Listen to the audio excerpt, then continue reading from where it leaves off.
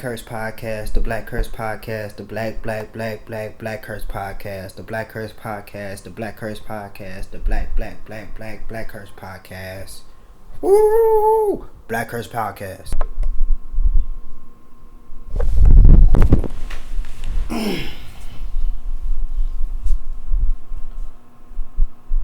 Welcome to the BlackCurse podcast.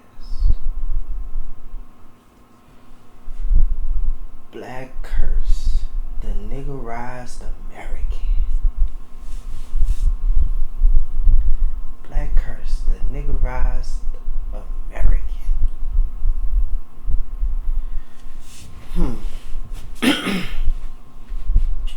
So right before the show, I would like to invite you to what I was listening to before I started recording.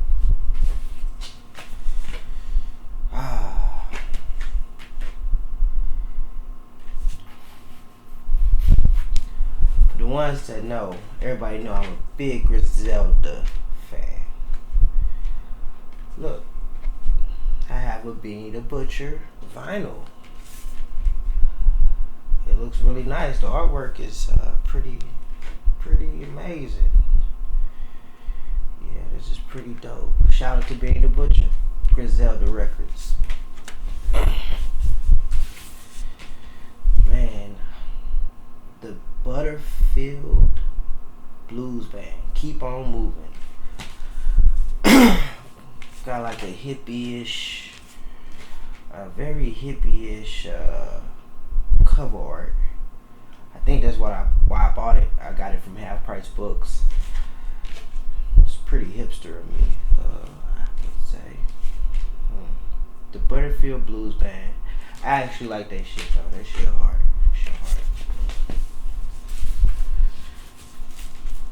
The Chuck Wagon Gang. The Sunshine Special. I know my Savior cares. Blessed light, shine on. I'm bound to travel on. I'll be no stranger there. Love leads the way. Mighty close to heaven. After a while, wonderful. The Sunshine Special. Dreamboat. I don't know. Yeah. Got this, man. The Chuck Wagon Gang. So, man, like some country shit. I don't know. The Carters left their hometown, Lubbock, Texas. I don't know. It's like a local Lubbock, Texas, Fort Worth. The Chuck Wagon Gang. That's what I was listening to before I did this podcast. Then next we got Johnny Paycheck. Everybody's got a family. The West Texas Music Company. Boy. Look like a bunch of rednecks. That's what I was listening to before I started this podcast. Oh yeah. And last but not least, CJ and Co. Dad I Dick. Man, like, this fucking cover art is amazing. I think that's why I bought this. I ain't never heard of this shit. Man, this is crazy. This is dope artwork. So anyway, that's what I was listening to before I started this show. What do I want to get into? Oh yeah, this is the BlackCurse podcast presented by what? Genre House presents the BlackCurse oh shit. Genre House presents the BlackCurse podcast.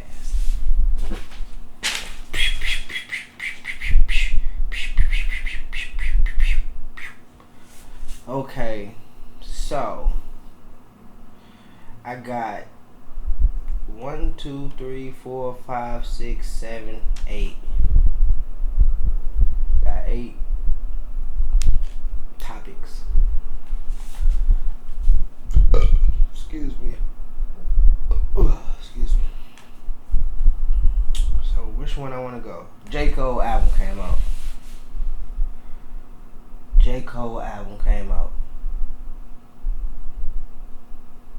Yeah, the off season. I thought it was pretty good, man. I love the fact that like J. Cole, he kind of J. Cole always kind of makes music where like I'm in that vibe at that moment. Like I don't know how to put it, but like me and him, we be on the same vibes. Like for instance, in the beginning of the album, he played Killer Cam. You know what I mean? I've always been a Killer Cam fan. You know, I mean, yeah, Killer Cam. You know, doing it like introduction or whatever. But then like it's crazy because he played like Lil Jon and the East Side Boys at the end of the intro, and he got that throw your hood up, throw your clip up. I swear, like the last 2 months I've been playing like Lil Jon and the East Side Boys. Like I'm not bullshitting, and I thought that was just crazy that like he put that in, cause like I was in a very as far as music taste right now, I'm in a very nostalgic mood. Like as far as the music I want to hear, I'm not really into nothing new. I'm into like shit that remind me of my childhood, shit that just remind me of when I was younger. Like, and that's why I played Lil Jon and East Side Boys. I wasn't the biggest fan when they was out, but it was like just that element is something I grew up in, and I just wanted to listen to it or whatever. So it's crazy that Cole like kind of captured that moment that in hip hop that was the thing. You know what I mean? Like, and it was down south Midwest, but like Lil Jon and the East Side Boys, and it's like how easily forgotten they are, and like how much of an influence they had on the culture, you know what I mean? And I came up during that era, and it's like if you ask people about Lil Jon and East Side Boys, they be like, "Oh, I ain't really feeling it," but that was a vibe and that was a hit. That was, I don't know, but he captured that. I've been listening to Lil Jon and East Side Boys for the last 2 months, and it's crazy he put that in the intro. And that's why I say like I don't know, I always connect with Cole like in a crazy way like that. But yeah. It's a dope album, you know what I'm saying? You should definitely go check it out.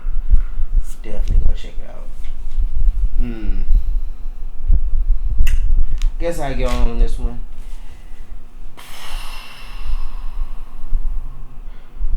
So I saw this on CNN today.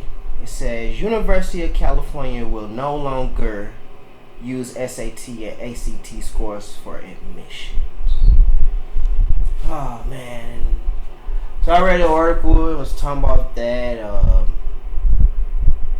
was talking about how the University of California, you know, they're going to do away with SAT scores and ACT scores or whatever.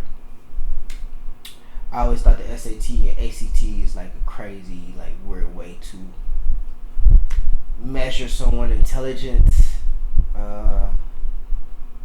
To prove how smart you are. I think IQ test and all that, like any type of like standardizing a test to measure people's intelligence, it's always kind of been weird to me.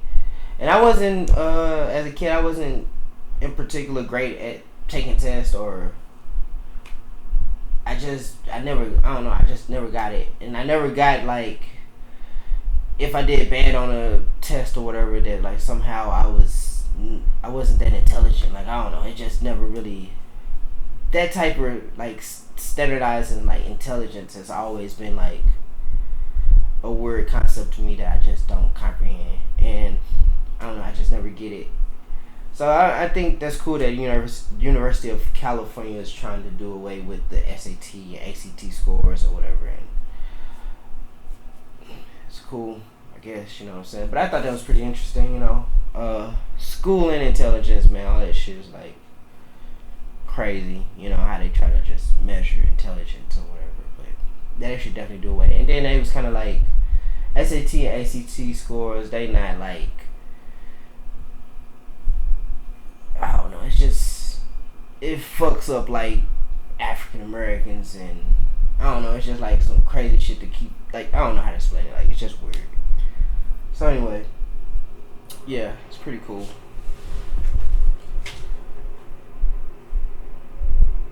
So the next topic is Target stopped selling trading cards for sports and Pokemon due to recent violent dispute at the store.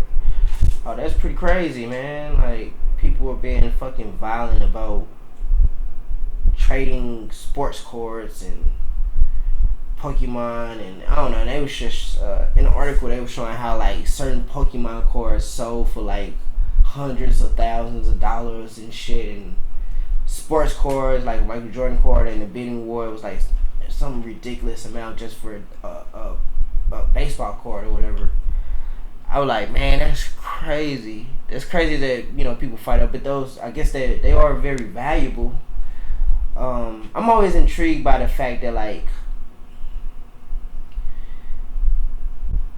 some type of like that's like a celebrity or NBA player, a social like any like Pokemon, like a social something that's just created is like worth so much. Just the basketball court is worth so much. You know what I mean? Like that's just like crazy to me. Like that's like a social engineering thing for basketball courts to be worth hundreds of thousands of dollars. You know what I mean? Like that's just crazy. That's like a social thing. Like basketball games going like it's so entertainment. We watch them, and as a basketball player, they take a picture of them and they put them on the court, and that's valued at hundreds of thousands of dollars based off of how he plays sports. You know what I mean? It's not like a natural resource. You know what I mean? Like it's some natural resources that court is worth more than. You know what I mean? Like I don't know. It's just crazy how that works.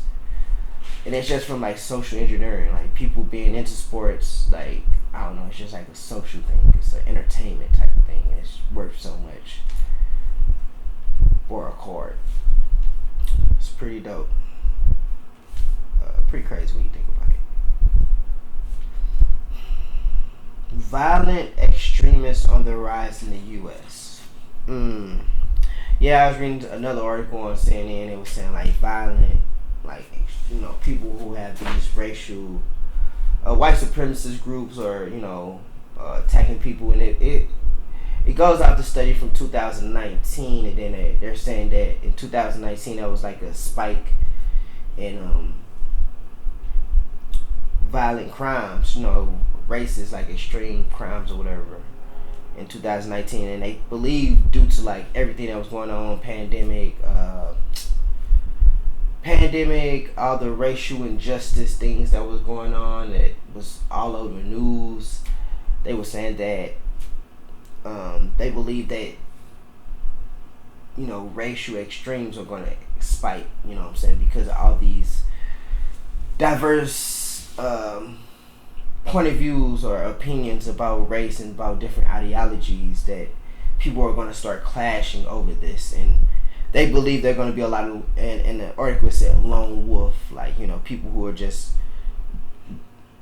on their own without even no type of plot with other groups. It's just lone extremists that are going to hurt innocent people. So all people of color be very on the lookout for that, because you see they're attacking Asians. They've been attacking black people, so just be very aware of that. Be on guard. Be very mindful when you're out in the world, especially with your kids and with your family and with your loved ones. You got to be very observant of things like that. So be very aware of that. You know what I'm saying? Know what I mean? So, yeah, that's crazy. You know what I'm saying? That's really, really, really crazy.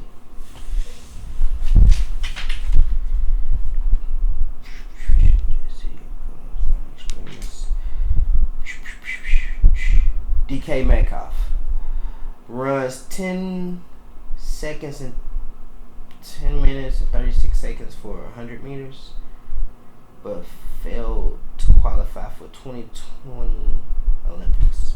Oh man, so the boy DK Metcalf, Seattle Seahawk, pretty good, man. I remember they showed that one clip where he was at the end of the field. So I think it was like an interception, a fumble, and he hawked this other dude down. Like, it was crazy, like how they show how fast he ran to stop someone from scoring a touchdown from coming from the other end of the court. I mean, the other end of the field.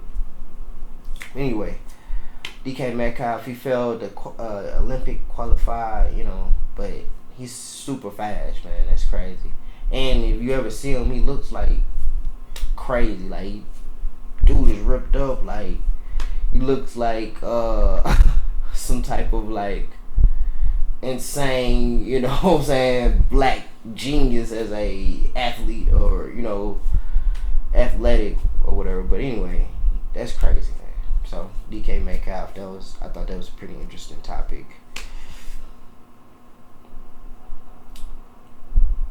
Oscar 100 versus Charleston White. Oh man, that is funny. That is a funny one. If you don't know it, like, Charleston White is this he's a YouTube guy who lives in Fort Worth, Texas, and it's pretty interesting to me. It's like ignorance mixed with black consciousness at its finest. Like, it's like, I don't know, you know what I'm saying? You can tell that he does the ignorant shit for like entertainment, to entertain, to keep, I don't know, to like shock value. To me, this is what I think, like, for shock value. But when I listen to Charleston White, like, some of his things that he say and ideals, you know what I'm saying, that he present, I'll just be like, bro, so pro-black and so trying to give a message through entertainment. And he's doing a great job to me. I think he's really, like, cool, you know what I mean? Then Bosco 100 is this blood from, what is it, Queen Street, I don't know, he like in LA, Inglewood. So anyway, he's a YouTube guy, you know what I'm saying? He just had a fight with Gonzo. He's like a YouTube guy. But anyway, they got into like a little heated back and forth. And Charleston White, his thing was use a gangbanger who do all these like mischievous things in black communities. Like, you're a gang member, you're a part of the problem, you're a part of the situation, you know what I mean? And they got this back and forth, and I just always think it's cool that, like, I think it's cool that Charleston White speaks on that, like, that he talks about that gangbangers and what they stand for. I don't know, it's crazy, you know what I mean? And then, one of the things that Charleston White brought up is, like, black gangs like Crips or Bloods, like, I don't never hear of them going against mafia people. I don't hear about like black gangs in LA going against Mexicans, or they're beating Mexicans, or I don't know, I just don't see them going against like very powerful, like every other powerful group. I don't see them as strong as those groups. I don't think they have the organization that these groups have, like the mafia or the Mexican mafia or whatever. Like, I just don't get that vibe, you know what I mean? So I think it's a legitimate question. Like, you create problems in your own neighborhood, but yet you're not even competitive with other, like, influential, like, gangs or mafia, or, you know what I mean? Like, why is that? Why is that not presented to us? I don't know, but yet you want us to be afraid of you, or I don't know, you know what I mean? Like, if I was to speak on Bloods or Crip, they would kill me for saying something, as opposed to like 6ix9ine is like walking around saying, snitching on Blood said and he's not dead. You know what I mean? Like, I don't know. I just think that's kind of interesting, and I think, like, when you think about it, like, as gang members, I'm not even trying to be mean. It's like, do y'all think of it like that? Do y'all see that? Do y'all understand that? Do y'all see yourselves as a actual competitive gang, both Bloods and Crips? Like, what are you really doing? How much power and influence do you have on America, on your community? Like, I don't know. Are you progressing the community, or are you? I don't know. But I'm not too informed about gang politics, or But anyway, and I'm not from LA, and gangs have always been something that I thought was just like, for what?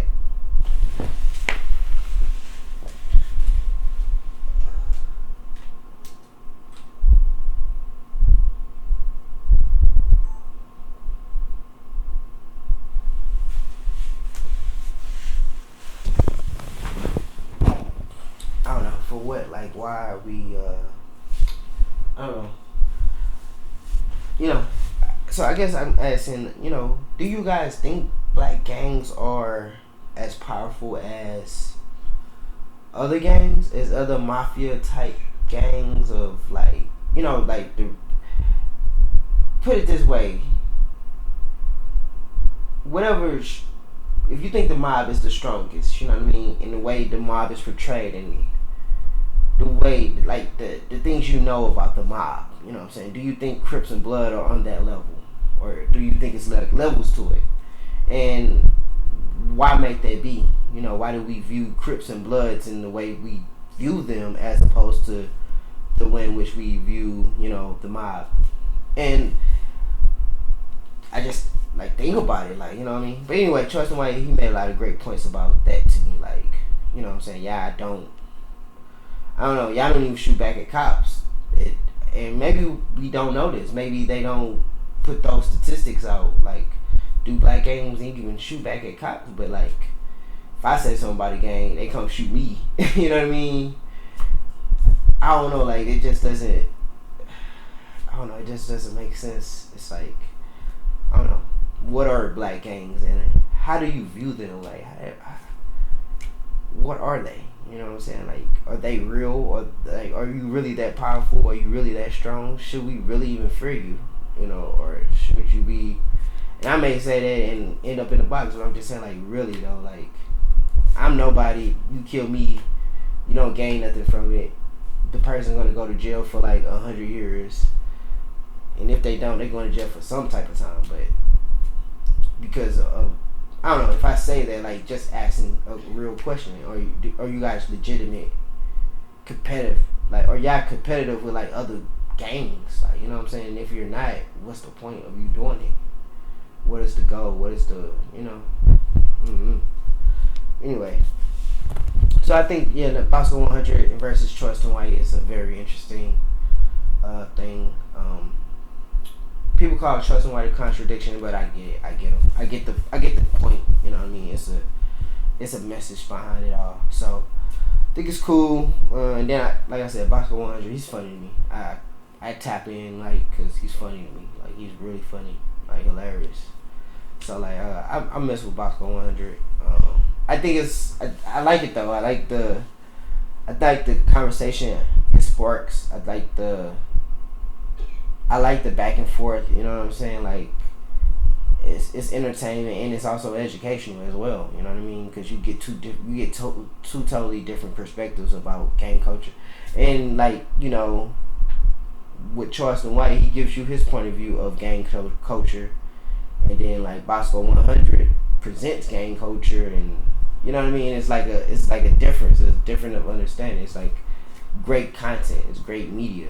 You know what I'm saying? And I feel like, honestly, in a weird kind of way, like, if we were to examine like Bosco 100 and Charleston White, like, essays could be written on that shit, like, because it's two different perspectives. It's two different mentalities going on at the same time, and they're both black men. You know what I mean? So it's a great conversation if you pay attention to the back and forth. You know what I mean? Like, it's really cool to me.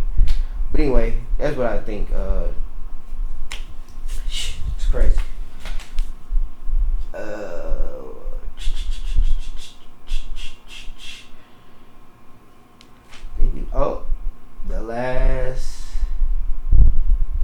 The Joe Budden podcast. Oh man, I'm a Joe Budden fan. I think Joe Budden is cool. I wasn't a big fan of his music, not at all. But as far as him in the podcasting world and me getting into podcasting, like, he's one of the ones that inspired me or motivated me to do podcasting. So Yeah, man, it's crazy. It's crazy that he's fired. He fired Worry and Maul, but I think at the end of the day, it's all like it's a journey for all of them. You know what I'm saying? It's growth for all of them. Like, you know what I mean? Like, it's levels to, I don't know. You know what I mean? I just feel like Maul and Rory, they shouldn't be bitter about it or messed up about it, because at the end of the day, it's like it's growth. It's just probably time for them to move on. Time for Joe to move on from them. That's kind of how I take it. Like, that's my view of it. You know what I'm saying? I like Ice and Ish, but you know, at the end of the day, like, I don't know, it's just crazy. And it, even for me, like from a standpoint of like the back and forth with them, I also look at it from a cool media like perspective content. You know what I mean? Like, and it's interesting. Like, even today, like, I don't watch people lives like that, but I was really interested to watch Joe Budden live today, because I had just watched Maul and Rory give their perspective on why they're, you know, it was on Vimeo. I think I paid like $2 for it. You know what I'm saying? Yeah, I paid $2 for it because I'm like really interested in the story. So like, I mean, it has me sucked in. I don't know if Joe purposely does this, or I don't know if they're all in cahoots with each other. But at the end of the day, it's like, man, y'all had people attention. Like, you definitely had my attention. And so I think it's cool, and it's like I was really tapped into it. Like, you know what I'm saying? And it's crazy. You know what I'm saying? I don't know if it's like planned or marketing strategy, because it comes off like that, but then it comes off as like, I was really interested. It was really entertaining to me. You know what I mean? So shout out to them, all of them, man. I think all of them gonna be great. You know, they're all getting publicity from it. You know what I'm saying? They're all being marketed. They're all being like, you know, they're all producing content for it. You know what I mean? Like, for the issue of them. Joe Budden saying he's fired them. They saying they was partners. Like, it's really cool. It's content. It's, you know what I mean? But anyway, I think it's a great show. I think Joe Budden's like phenomenal. I think Marlon Worry are phenomenal. You know what I'm saying? But yeah, that's crazy. Yeah, it's real crazy. And I think that's pretty much it, guys. Yeah, this is the BlackCurse podcast. Talked about a couple subjects. Hopefully y'all like it. You know what I mean? Something different for me. Talking to myself on camera. Pretty nervous. But yeah, the BlackCurse podcast. You know what I'm saying? Episode 1. Curse podcast, the BlackCurse podcast, the BlackCurse podcast, the BlackCurse podcast, the BlackCurse podcast, the BlackCurse podcast. Woo! BlackCurse podcast.